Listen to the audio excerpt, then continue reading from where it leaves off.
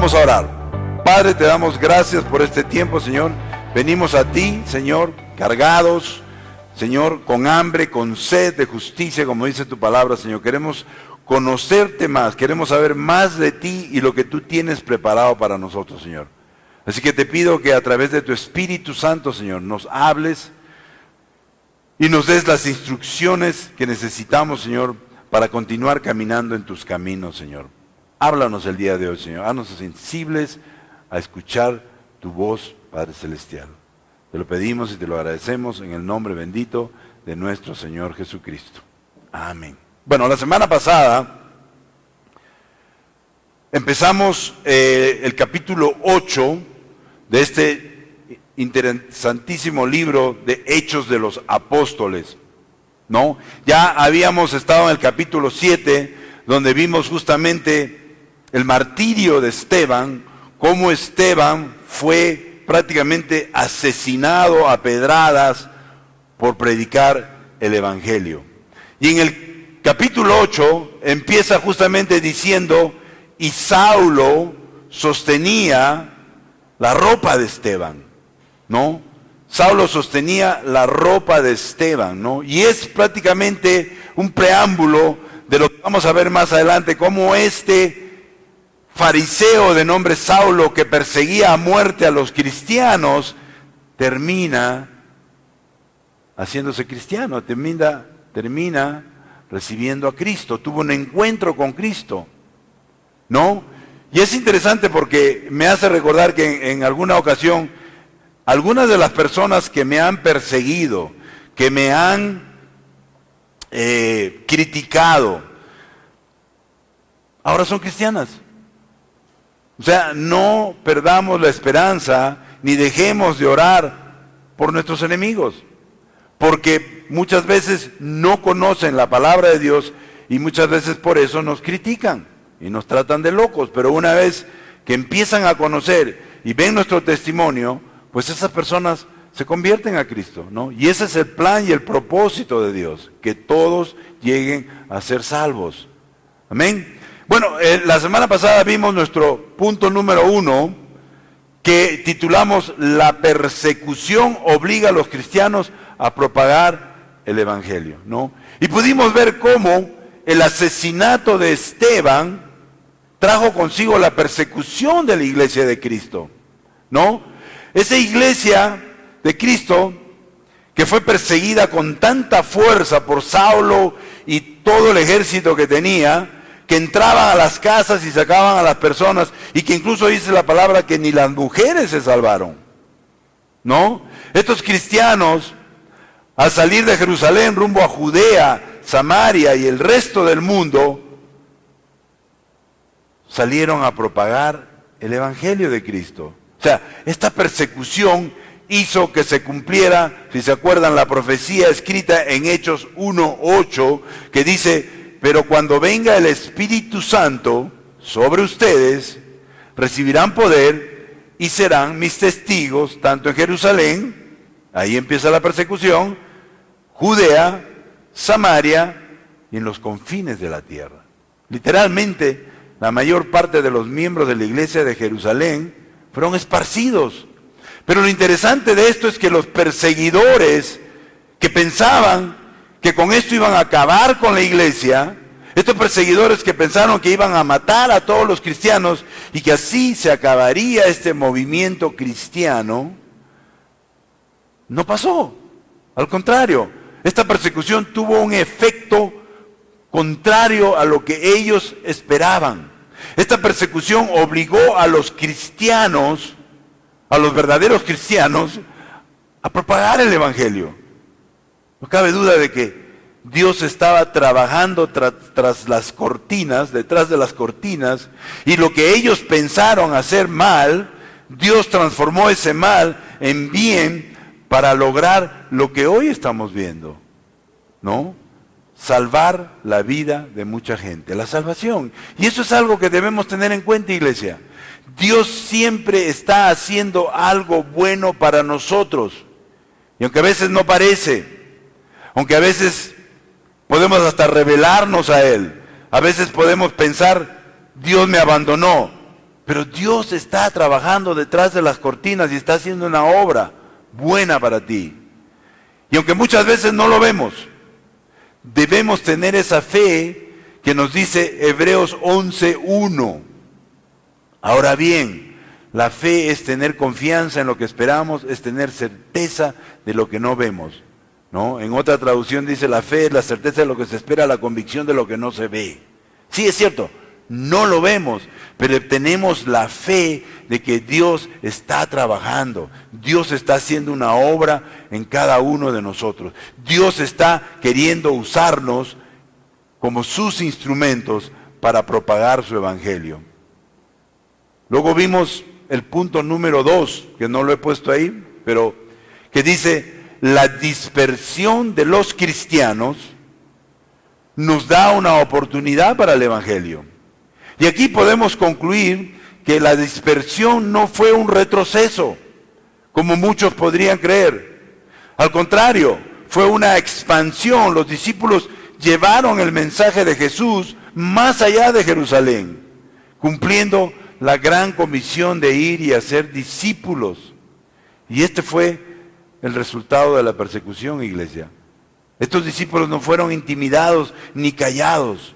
Al contrario, ellos no dejaron de esparcir la semilla de la palabra de Dios para convertir almas y establecer congregaciones nuevas. Acordémonos, iglesia, lo que nos dice el libro de 2 de Timoteo 1:7, que lo acabamos de ver, Pues Dios no nos ha dado un espíritu de timidez, sino de poder, de dominio propio, ¿no? Y de amor. Y literalmente este versículo nos dice que el Espíritu Santo que Dios nos ha dado cuando hemos recibido a Jesucristo como nuestro Señor y Salvador, en lugar de dar timidez, nos produce valentía en nosotros para predicar el Evangelio. Nos da el poder para hacerlo sin temor. Nos da ese amor ágape, ese amor incondicional por el perdido. Y el dominio propio para no reaccionar en la carne ante cualquier rechazo. No todos van a decir, sí, acepto a Cristo. Muchos te van a rechazar. Muchos te van a insultar. Muchos se van a dar la vuelta y se van a ir. Y nosotros tenemos que seguir reaccionando con amor por ese perdido, porque todavía no conoce de Cristo. Y nosotros estamos llamados a ir y a ser discípulos. Ahora sí vamos a leer los versículos del 5 al 7, que dicen, entonces Felipe, descendiendo a la ciudad de Samaria, les predicaba a Cristo. Y la gente unánime escuchaba atentamente las cosas que decía Felipe, oyendo y viendo las señales que él hacía. Porque de muchos que tenían espíritus inmundos salían estos dando grandes voces, y muchos paralíticos y cojos eran sanados. Punto 3, si estás tomando nota, el testimonio de un cristiano obediente. Iglesia, después que los judíos habían rechazado el evangelio otra vez, vemos a Dios extendiendo la oferta de salvación en Jesús a otras personas, empezando con los samaritanos. Dice el texto que entonces Felipe desciende a la ciudad de Samaria y les predica de Cristo. Si recordamos, Felipe fue uno de esos 7 diáconos que fue escogido para servir las mesas y atender a las viudas. Dice el libro de Hechos 6:5, esta propuesta agradó a toda la asamblea. Escogieron a Esteban, del cual hemos hablado en el capítulo anterior, hombre lleno de fe y del Espíritu Santo, y a Felipe, del cual estamos hablando ahora, Prócoro, Nicanor, Timón, Pármenas y Nicolás, que era de Antioquía y se había convertido al judaísmo. Y en esta ocasión, la palabra nos habla de Felipe, otro diácono que salió a predicar la palabra, ¿no? Y aquí destacan ahora principalmente Esteban y Felipe, y ya sabemos lo que pasó con Esteban. Y que a raíz de su muerte empezó la persecución, Y a raíz de ello, este discípulo de Dios llamado Felipe se va a Samaria. Y no tendría nada de malo, quizás hubiera pasado desapercibido, pues se fue a Trujillo, se fue a Arequipa. No, se fue a Samaria. Y para los que no saben, Samaria era una región tradicionalmente enemiga de los judíos. Cuando los judíos tenían que pasar por Samaria, siempre esquivaban Samaria y se iban por otro lado, porque no se querían ni siquiera mezclar con ellos. Y aquí podemos ver, iglesia, que Felipe no fue a Samaria porque quiso, o porque estaba muy cerca, o porque tenía amigos ahí, o porque le gustaba el lugar, le gustaba la playa de repente, no sé si había playa, pero no, Felipe fue a donde el Señor lo llamó. Hoy tenemos a estos dos amigos del colegio bíblico, Edgar y Daniela, que están yendo a plantar una iglesia a San Marcos. No están yendo a San Marcos porque les gusta San Marcos, quizás les guste, no sé. No están yendo a San Marcos porque es cómodo, porque ya tienen una casa, porque tienen un sueldo, o porque tienen un carro pastoral. No, no tienen nada. Están yendo porque Dios los ha llamado a ir a San Marcos. Y ellos saben que cuando Dios guía, Dios provee. Y están dando un paso de fe muy grande. Están dejando su comodidad de tantos años de servir en el colegio bíblico, donde tienen su buena casita, tienen su buen sueldo, tienen comida, tienen todo. Y se van a ir a San Marcos, donde en estos momentos no tienen, ni siquiera saben dónde van a dormir. Pero el Señor los llamó y ellos están siendo obedientes al llamado de Dios. El Señor los llamó a donde de repente Felipe no hubiera elegido ir. ¿Samaria? No. A mí no me mandes a Samaria. Manda a otro, Señor. Yo a Samaria yo no me puedo mezclar con esa gente. Pero el Señor lo llamó ahí. Y él fue obediente y fue a Samaria. Y esto es importante para nosotros, iglesia, porque muchas veces el Señor nos va a llamar a un lugar que de repente no nos gusta, o no hubiéramos escogido ir, o nos va a llamar a hacer algo que de repente no hubiéramos escogido hacer. Hubiéramos preferido hacer otra cosa. Yo recuerdo cuando fui llamado a Cajabamba, y soy sincero y lo he sido siempre, yo no quería venir a Cajabamba. Me resistía porque nunca me gustó la sierra para vivir. Y de repente ustedes sí, pero a mí no. Soy de la costa, me encanta la playa. Y decía, Señor, mándame a Bichaíto. Ok, mándame a Chimbote, pues no importa, regresaré a mi tierra. Pero en la sierra, Señor. Pero el Señor empezó a trabajar en mí. Y me dio el deseo y la confirmación de venir a Cajabamba. Y ahora puedo decir que me gusta Cajabamba, me gusta la sierra. Y puedo llamar a Cajabamba, ahora llamo mi casa, mi hogar. Porque el Señor cambió mi corazón. ¿Para qué? Para que lo pudiera servir con gozo. Y no que estuviera diciendo, ay, ahora sí tengo que regresar a Cajabamba. Pucha, no. ¿Ustedes me ven así? Al contrario, yo estoy gozoso de vivir en Cajabamba. Estoy en Estados Unidos, ya quiero regresar a Cajabamba, porque ya es mi hogar. El Señor puso ese deseo en mí, de la misma manera que lo hizo en Felipe. Felipe decidió obedecer la voluntad de Dios. Y por eso fue a Samaria. Aún sabiendo que eran sus enemigos, porque Dios lo llamó ahí a predicar el Evangelio. Y él no se negó, al contrario, él obedeció la voluntad de Dios, porque como nos dice el libro de Jeremías 29:11, porque yo conozco los planes que tengo para ustedes. Yo conozco los planes que tengo para ti. Quizás tú ni lo sabes todavía. Juan, yo quería que vayas a Cajabamba y que abrieran un refugio. Yo no tenía ni la menor idea que íbamos a abrir un refugio. Pero esos eran los planes del Señor. Y por eso Él dice, yo conozco los planes que tengo para ti. Afirma el Señor. Planes de bienestar. No son planes de que la vas a pasar mal, de que todo el tiempo vas a estar triste y preocupado. No, son planes de bienestar y no de calamidad. A fin, escuchen bien la última parte, a fin de darles un futuro y una esperanza.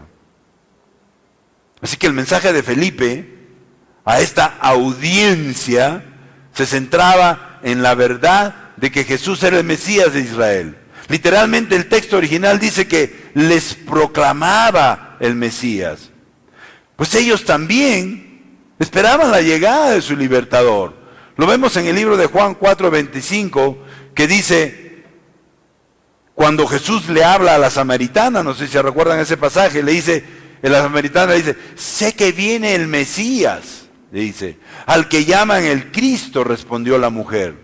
Cuando Él venga, nos explicará todas las cosas, le dice la samaritana. Se sabía muy bien la Biblia. Y Jesús en este pasaje estaba en el pozo hablándole a esta mujer samaritana. La mujer sabía que el Mesías venía. Y miren lo que le responde Jesús. Más adelante Jesús le responde, ese soy yo, le dice. El que habla contigo, le dijo Jesús. Ese soy yo. Y Felipe les anunció precisamente eso, que este Jesús, el Mesías, ya había venido. Y acompañó sus sermones con señales sobrenaturales que confirmaban el origen divino de lo que él estaba diciendo. Y Felipe les anunció precisamente eso.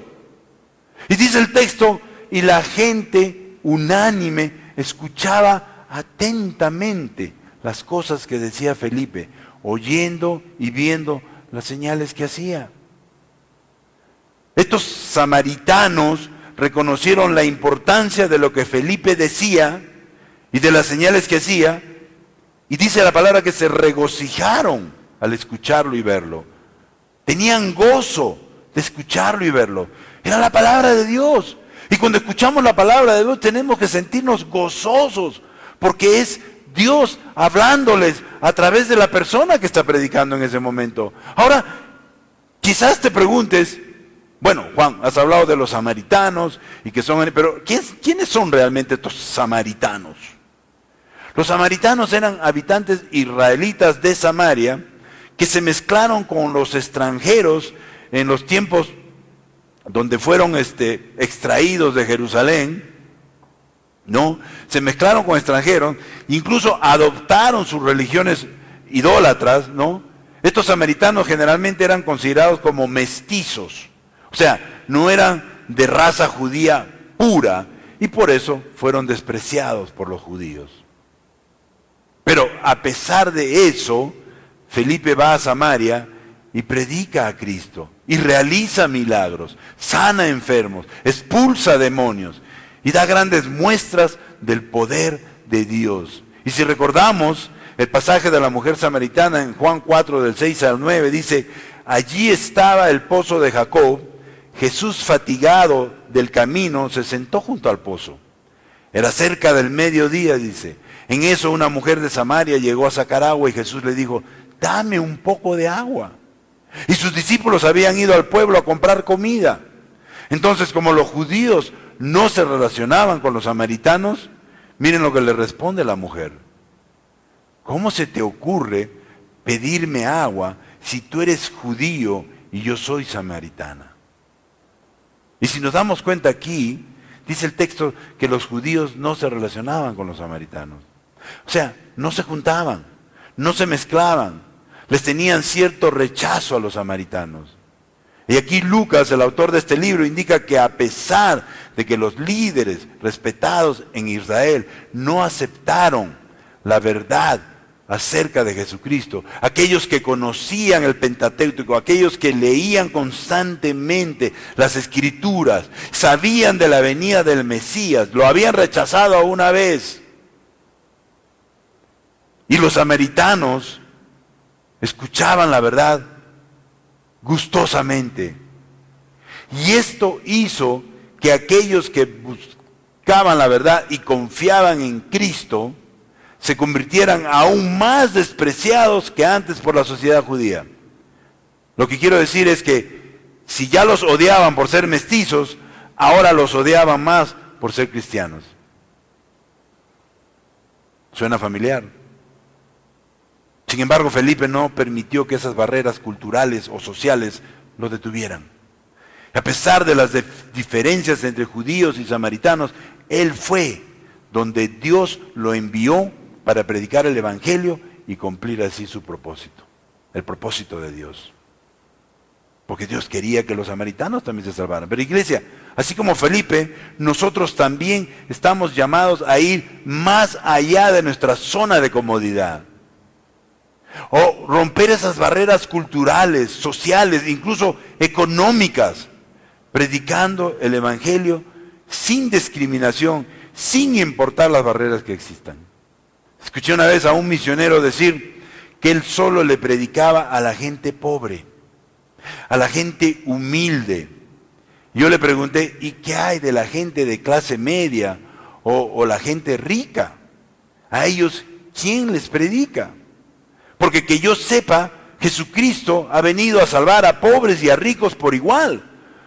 Porque si hablamos de pobreza, estamos hablando de pobreza espiritual, no de pobreza económica. Y el Evangelio de Juan 12, del 44 al 49 nos dice, el que cree en mí, clamó Jesús con voz fuerte, cree no solo en mí, sino en el que me envió. Y el que me ve a mí, ve al que me envió. Yo soy la luz que ha venido al mundo para que todo, aquí no dice solamente los pobres, para que todo el que crea en mí no viva en oscuridad. Y si alguno escucha mis palabras, pero no las obedece, no seré yo quien lo juzgue, pues no vine a condenar al mundo, sino a salvarlo. El que me rechaza y no acepta mis palabras, tiene quien lo juzgue. La palabra que yo he proclamado lo condenará en el día final. Yo no he hablado por mi propia cuenta. El Padre que me envió me ordenó qué decir y cómo decirlo. El Padre me ordenó qué decirle a todos, pobres, ricos. Así que si se dan cuenta, el texto empieza diciendo, el que cree en mí. Y no dice si es rico o es pobre, si es negro o es blanco, si es chino, si es gordo, si es flaco. Solamente dice, el que cree en mí. Y ese es el principio de nuestra fe, iglesia. Creer en Él para salvación. Creer en Él y serás salvo. Leamos el versículo 8, que dice, así que había gran gozo en aquella ciudad. Escuchen bien, había gran gozo en aquella ciudad. Punto 4, si estás tomando nota, el gozo que trae el Evangelio. Dice el texto que había gran gozo en aquella ciudad. Esto significa que cuando la gente escuchó el mensaje de Felipe, la ciudad de Samaria recibe la salvación y se llena de gozo. Las personas experimentaron sanidad, liberación y sobre todo el gozo de la salvación. Dígame si no ustedes han sentido gozo cuando han recibido a Cristo por primera vez. Levante la mano si no ha recibido gozo. René nada más. Levante la mano si ha recibido gozo cuando ha recibido a Cristo. Obviamente sales con un gozo tremendo. ¿No? Es más, quieres ir y contarle a todo el mundo lo que has hecho. La gente, los samaritanos, estaban gozosos. Los samaritanos dejaron de ser enemigos de estos judíos y pasaron a ser hermanos en Cristo. Y de la misma manera, no hay rico, no hay pobre. Cuando somos cristianos, somos todos hijos de un mismo Padre. Y nuestra nacionalidad ya no está aquí, está en el cielo. Sin duda, una razón por la que hubo tal fruto fue porque Jesús había sembrado la semilla en Samaria, si recuerdan, durante su ministerio. Esto quiere decir, mucho antes de que llegara Felipe, ya Jesús había sembrado la semilla en Samaria. Y ahora Felipe cosecha la siembra. Y si recordamos, después de ese encuentro que Jesús tuvo con la samaritana, ella se fue y les contó a todos en su pueblo. Ella recibió a Cristo, tenía ese gozo tremendo y fue y le contó a todo el pueblo: he recibido a Cristo, no se imaginan el cambio, la transformación, el gozo que tengo. Y le contó a todos los samaritanos. Y ahora llega Felipe, vuelve a predicar el mismo mensaje y los samaritanos están gozosos y empiezan a recibir a Cristo. Juan 4:39 nos recuerda cuando nos dice: muchos de los samaritanos que vivían en aquel pueblo creyeron en él por el testimonio que daba la mujer. ¿Y qué decía la mujer? ¿Se acuerdan lo que decía la mujer? Me ha dicho todo lo que he hecho. Le pasó una radiografía y le dijo: tú tienes tantos maridos, tú eres así, tú eres así. Y ella dijo: ¡ah! Este sabe todo. Él es omnisciente, él conoce todo. Jesús le habló a la mujer samaritana sobre su pasado, presente y futuro. Y Jesús mostró su poder y eso fue suficiente para que ella lo aceptara. Y no solo eso, iglesia, sino que fue y se lo contó a su pueblo y todos lo aceptaron. Y de la misma manera Felipe hizo señales milagrosas mostrando su poder a través del Espíritu Santo. Y los samaritanos lo escuchaban, aceptando y recibiendo el mensaje de Cristo. Iglesia, el verdadero gozo viene precisamente de aceptar y recibir el Evangelio de Cristo. Este gozo no es superficial, ni es temporal. Es el gozo profundo que trae la paz y la restauración de Dios en nuestras vidas. Dice el texto, en el libro de Mateo 5:12, gozaos y alegraos porque vuestro galardón es grande en los cielos, porque así persiguieron a los profetas que os precedieron. Vamos a ser perseguidos, nos está diciendo el versículo, vamos a ser perseguidos. Muchos de nosotros ya experimentó lo que es la persecución. Ojo, no crean que ahí acabó, vamos a seguir siendo perseguidos, porque si vamos a continuar predicando el Evangelio de Cristo, va a haber persecución, porque dice, así persiguieron a los profetas que os precedieron, antes que nosotros persiguieron a los profetas. Pero gozaos y alegraos, porque nuestro galardón, nuestra recompensa está en el cielo. Aquí es temporal, allá es eterno.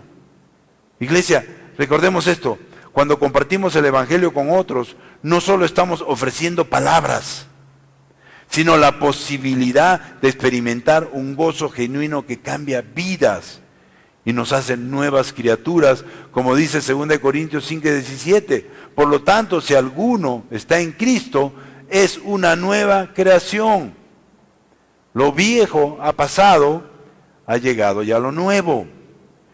Y nos hace también ser llamados hijos de Dios. Juan 1, del 12 al 13 nos dice, mas a cuantos lo recibieron, a los que creen en su nombre, les dio el derecho de ser hechos hijos de Dios. Alguien me dijo el otro día, pero yo también soy un hijo de Dios. No. Hay una diferencia entre ser criatura de Dios o creación de Dios a ser hijos de Dios. Miren lo que dice la palabra. Mas a cuantos lo recibieron. O sea, si tú has recibido a Jesucristo como tu Señor y Salvador, has sido hecho ahora hijo de Dios. Serás llamado hijo de Dios por tu Padre Celestial. Pero si no lo has recibido, eres una creación de Dios o una criatura de Dios. Dice, estos no nacen de la sangre, ni por deseos naturales. O sea, el hecho de nacer, físicamente hablando, no te hace hijo de Dios. Dice, estos no nacen de la sangre, ni por deseos naturales, ni por voluntad humana, sino que nacen de Dios. Recuerden lo que le dijo Jesucristo a Nicodemos. ¿Qué tengo que hacer para ser salvo? ¿Y qué le dijo Jesús? Tienes que nacer de agua y de espíritu.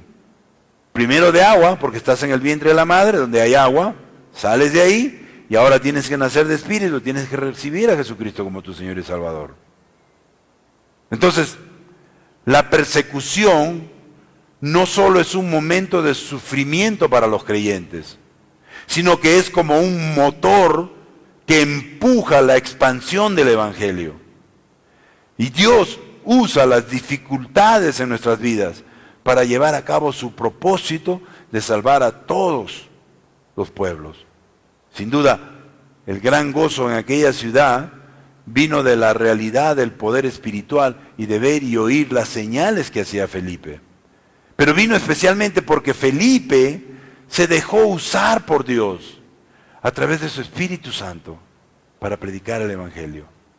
Y ahí está la diferencia, iglesia. ¿Me dejo usar por el Señor para traer salvación? ¿O no me dejo usar por el Señor? Ya soy salvo, me quedo sentadito en mi casa, el resto para tu tío Ernesto, yo ahí estoy tranquilo. Si el vecino no es salvo, no es mi problema. Si mi compañero de trabajo no es salvo, no es mi problema. Yo ya estoy salvo, yo me voy al cielo, el resto me importa. No. Dios quiere usarte. Dios quiere usarnos. Dios quiere que otros se salven. Lo vimos la semana pasada en Mateo. Él quiere que todos se salven. No todos se van a salvar quizás, pero sí que todos escuchen la palabra de Dios. Y nosotros somos ese instrumento. Yo no trabajo donde tú trabajas. Yo no vivo donde tú vives. Yo no conozco a toda tu familia. Tú sí. Y por eso Dios te ha puesto ahí para que seas tú ese canal amoroso que trae salvación a la gente que está a tu alrededor. Felipe dijo sí al llamado.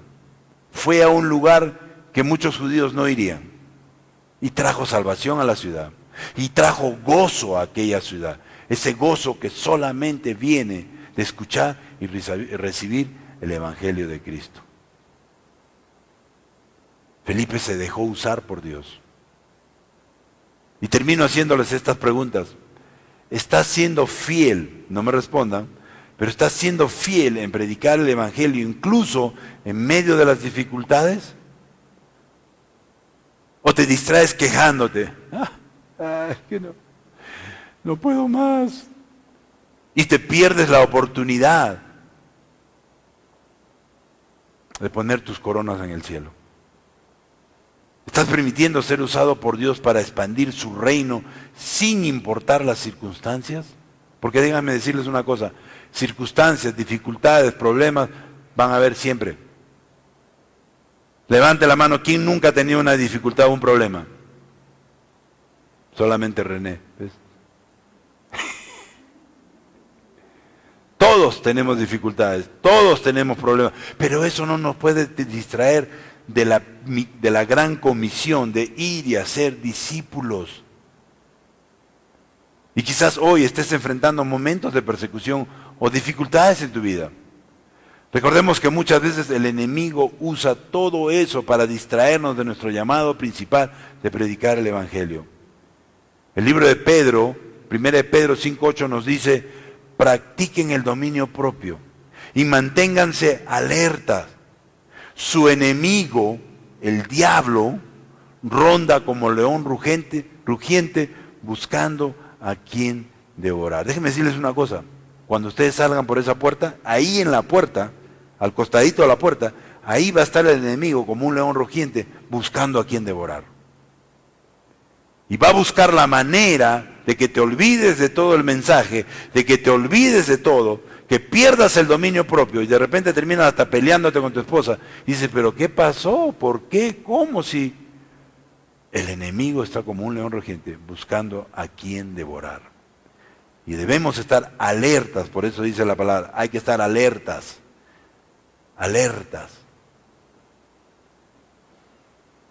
Yo recuerdo cuando hace tiempo dijeron que se había escapado un criminal de una cárcel, allá en Chimbote me acuerdo, y que estaba rondando por ahí cerca de mi casa, decían. Todos estábamos alertas, no podíamos ni dormir. Veíamos a alguien y decía, uy, ¿será? No. estábamos alertas. De la misma manera tenemos que estar alertas porque el enemigo no va a descansar. El enemigo te va a quitar todo lo que acabas de escuchar hoy día, te lo va a quitar. Tenemos que estar alertas porque Él está como un león rugiente buscando a quien devorar. Dios llama a cada uno de nosotros, iglesia, los verdaderos cristianos, a ser como Esteban, como Felipe, a ser valientes y a predicar el evangelio con gozo. Si realmente has experimentado este gozo en tu vida, Dios te invita a que lo compartas con otros. No te lo guardes, compártelo con otros. Aunque te rechacen, no importa. ¿Cuántas veces rechazaron a Jesús? ¿Cuántas veces lo apedrearon? A los apóstoles. Pero eso es lo que tenemos que hacer, compartirlo con otros. Así que oremos por valentía, por la expansión del evangelio y por la voluntad de llevar el mensaje de Cristo a donde quiera que Dios nos lleve. Iglesia, acordémonos, trabajamos para la eternidad. Amén.